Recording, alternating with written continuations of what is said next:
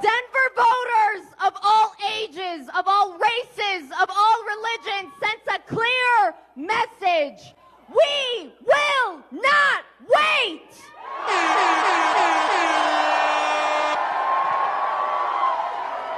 We will not wait to take the fight to Donald Trump and the oligarchy. We will not wait.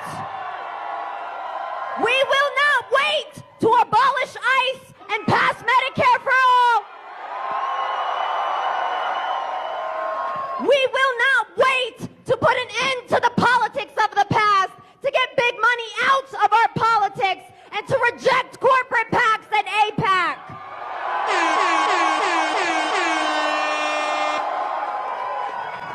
And no, we will not wait to end the genocide in Palestine.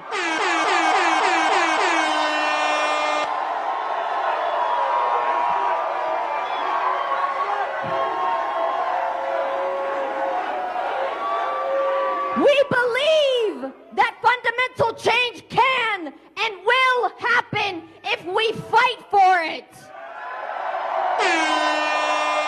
If we organize and show no fear in standing up for what's right. That is the message that Denver has sent to both parties, to Donald Trump, and to the entire country.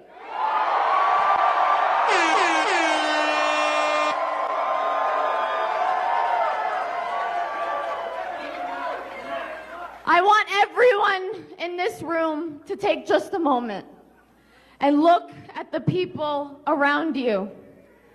Strangers to you just a year ago, just a few months ago. But tonight, together, you are all something else. Tonight, you are proof.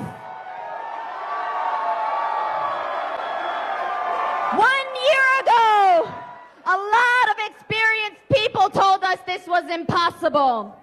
They said you can't win without corporate PAC money. They said you can't beat a 30-year incumbent. They said the establishment and the oligarchy is just too big and too powerful to overcome. That's what they said. But 1 year, 6,500 volunteers, 115,000 doors, 500,000 calls later. You are the proof that the power of organized people beats the power of organized money.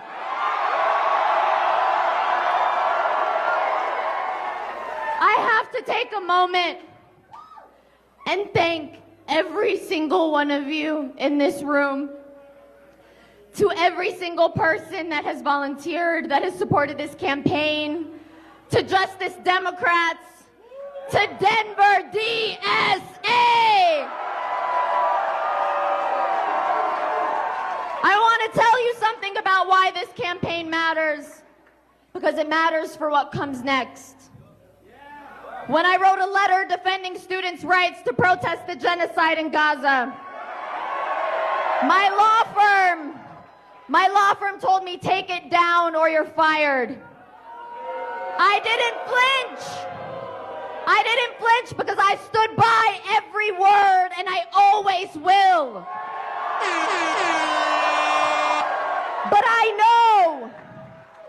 know that will not be the only moment where those in power will tell me to change my tune, to not rock the boat.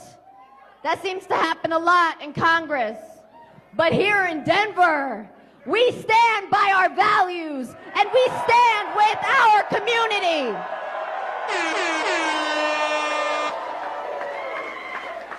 Denver, the future is being written right now. Nothing is set in stone. We won tonight, but this is about something so much bigger than this moment, than one moment. This is a movement.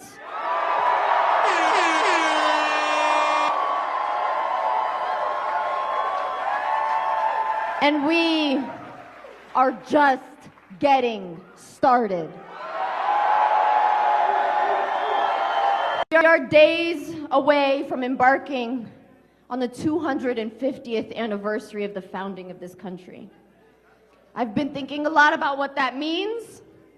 The promise is made, the promise is unfulfilled, that this country belongs to everyone who loves it and what it stands for, not just the people born here, not just the people who look a certain way, but everyone who believes that democracy is worth defending and that every person is deserving of dignity.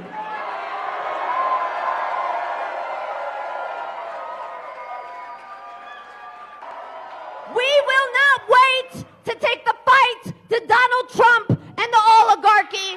We will not wait. We will not wait to abolish ICE and pass Medicare for all. We will not wait to put an end to the politics of the past, to get big money out of our politics, and to reject corporate PACs and APAC.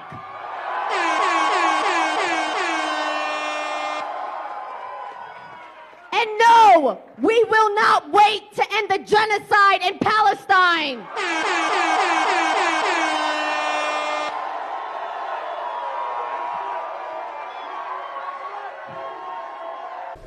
I mean, I think it made it clear that they thought that they might lose that seat. And frankly, I think it is, I think it shows that that seat was taken for granted. I think it shows that there was some complacency there. And in a moment right now where everything is in crisis, we deserve to have someone who is paying attention, who is steady at the wheel, and is actually fighting for the people of this district. And when did this race